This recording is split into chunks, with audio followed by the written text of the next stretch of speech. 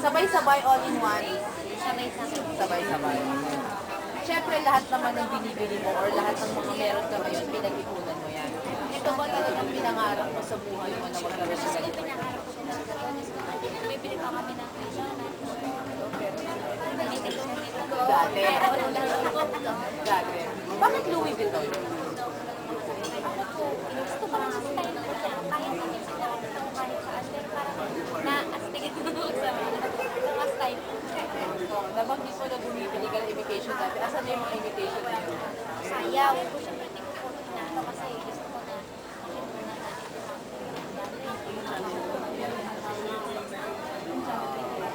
So, nung binibili mo na yun, nung nandun ka sa shop ng Louis Vuitton, anong feeling mo? Parang heaven. Tuntua ako kasi ito po yung example na gusto kong bilhin. Yung shoulder na parang bagay sa dating. Kasi tapos nakita na parang limited edition ko sila yung ganito. Sakto na nakuha ko po siya. Tapos nakita ko po siya. Tingnan mo naman yung ito. Sakto na nakita ko. Buti may size mo. Opo. Ito po talaga naka-display. Last size na po. Ito, watch to Ito na po. bracelet.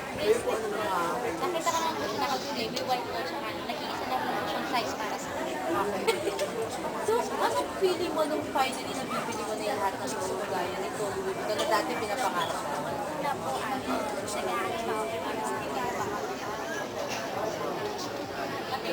hindi naman sa akin. Ano ka ba? Yan, nabili na. Parang nahihilang pa rin po. Kaya, pero binili ko na ako sa singles. This year lang to, no?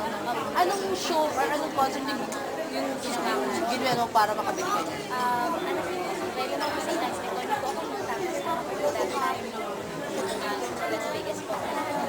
Right after po ng Las Vegas Pasilip naman ang loob ng iyong bag.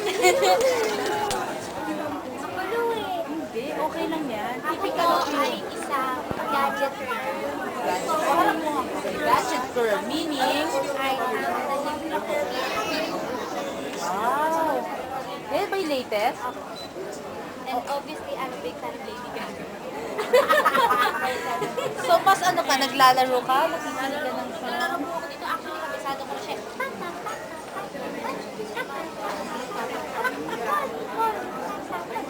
ko. Saan mo yan binili dito sa Pilipinas? As a state? Tapos po, bumili po ako kasi po meron po akong mga camera, ganyan. Pero bumili po ako ng bago.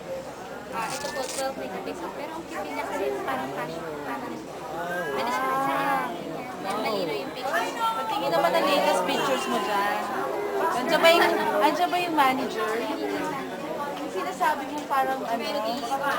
Yung producer. Asan dyan? Nandito siya. Parang may tinatago ka. Ay, Eh, grabe kumakarte ka ng ano, oh. Ay, wala. Ito na lang. Si Mami tsaka si Peter Step. Ay, ang social mami. At si mami. Saan yan? Ito po nag-tour kami ng David po.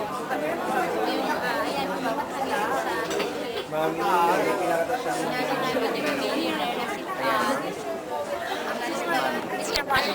Peter Cetera. Uy! Kasama siya sa akin. Kasama ko dito si Sir David. Ayun yung manager ko. Yan ba sinasabi mo? Manager ko si Mark Johnson. Siya yung manager ko. Mga nakahawa na siya sa mga kalamutan namin.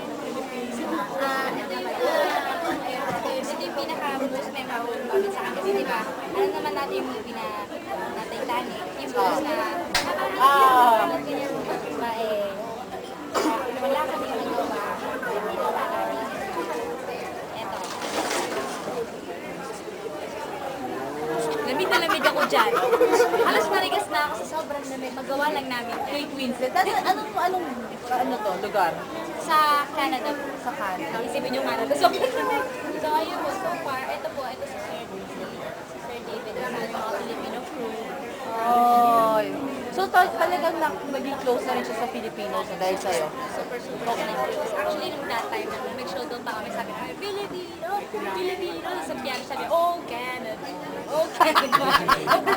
So, hindi ko naman dala yung laptop ko, pero naging in-charge ng laptop ko. Kaya eto, ma-active ko sa mga headsets ko. Siyempre, nakalimutan ko sa advisor ko na nagka-showbiz. So, meron iPhone. na. Ito po yung iPhone ko. Favorite case ko kasi parang ano.